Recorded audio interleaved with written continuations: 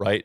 In a world of abundance and as much as we can possibly want and way more than we can handle, Yeah. choosing to do hard things becomes increasingly more necessary, right? Choosing to draw boundaries inside the lines of what is available to us is necessary, right? Knowing our own limits, not just what is the limits of the iOS set for me isn't usually the limit, right? Where do I need the limits to be drawn? I mean, to think, sugar in our house is exactly what you just said. If it's there, it gets eaten.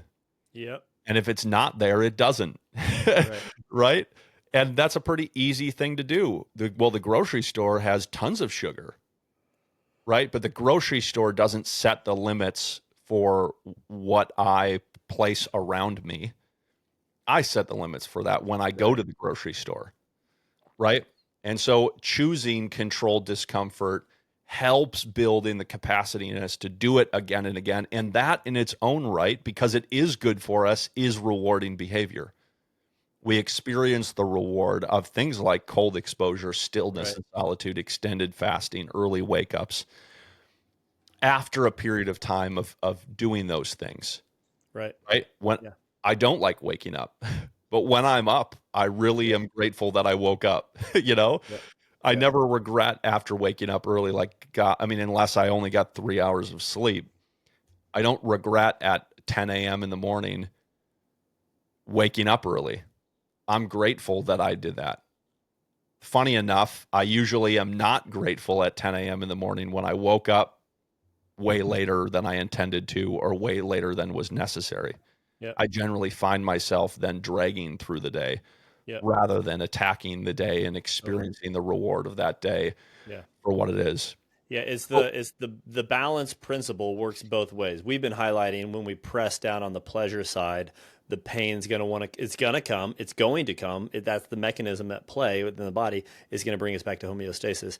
If we intentionally press, as you're saying, on the pain side of the balance with whether it's working out, high intensity interval training, cold exposure, sauna, right? Even being still and being bored, as Arthur Brooks encouraged all of us to do.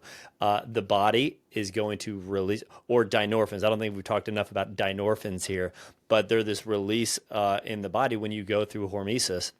And your body's going to want to come back to homeostasis. So what does it do? It releases endorphins. It releases the pleasure. So it's the great experience, not just psychologically you have after working out, like, check, I did it, awesome. But your body's flooded with these chemicals of pleasure. And that's the earning of the dopamine, is both the not doing the quick stuff, the easy stuff, and then choosing to do the harder stuff, not just for its own sake and white knuckling and, yes, discipline is freedom and all that, but because this is how God designed it. This is why we're meant for seasons of fasting and feasting and pain and comfort. Like, it's both and, but in a world that is way too comfortable, as you're talking about, and death by comfort, it's really important to hone in on and to choose these intentionally choosing these discomforts that build that resilience and increase the pleasure in our lives. yeah. And really that understanding of pleasure and pain and that balance there is how you start to design or build a life worth staying present for.